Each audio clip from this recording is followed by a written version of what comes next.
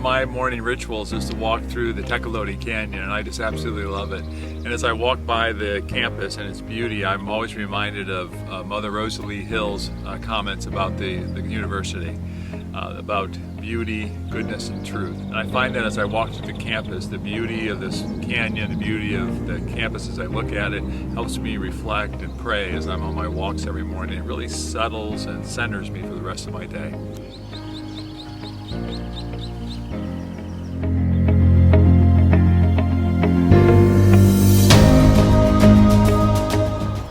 Hi, I'm Jim Harris, and I have the privilege to serve as the president of the University of San Diego, and it's a joy to be with you today.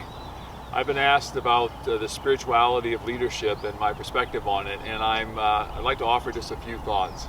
I think when I consider my childhood and who had the most influence on me and how I act every day, I believe it probably was my grandmother Molly Lynn, who actually was a refugee from Russia, came as a young girl to the United States, loved our country, and had a deep faith. When I was in high school, I had an opportunity between high school and college. I was the first one in my family ever to go to college, and I had a job in a factory, and I was a custodian. And I had my name badge, and I would push my cart, and I'd clean bathrooms in factories through our little Rust Belt town in Ohio. And I noticed that people would come in as I was cleaning, and they would come in and they would not say hello to me, or just completely, I wasn't even present. And I went home and I complained to my grandmother. And she very firmly reminded me that it's a privilege to be able to work, and that I have a blessing to be able to earn money. But then she also looked at me and she said, well, then if you feel that way, then never forget what it feels like to be invisible. And I think that has stuck with me my entire life. Some people in my family will joke, my family members and others will joke that I can't walk from one side of the campus to the other without stopping to talk to somebody. But I think it's ingrained in me that it's important as a leader that you see every individual, that you listen, that you actually see people, you listen to them, you have conversations. And that takes time and a commitment to actually being willing to be engaged in a conversation with somebody. And I believe that's important as a leader.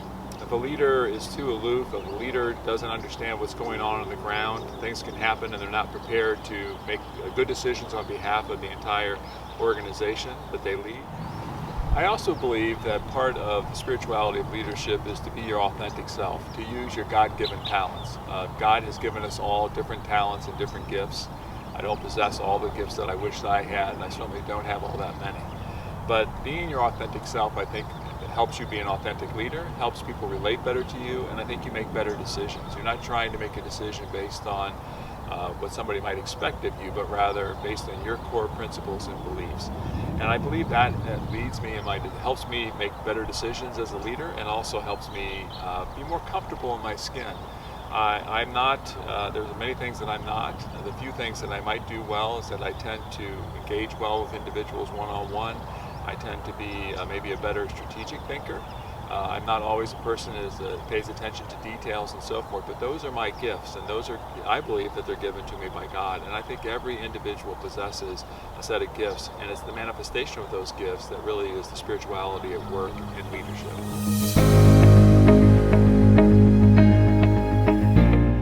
Things that I didn't understand when I first became a president many years ago at another institution is that you are involved in the full range of what happens on a campus, and that includes the joy and sorrows associated with life. And I've always been fond of the notion of the joyful participation in the sorrows of life.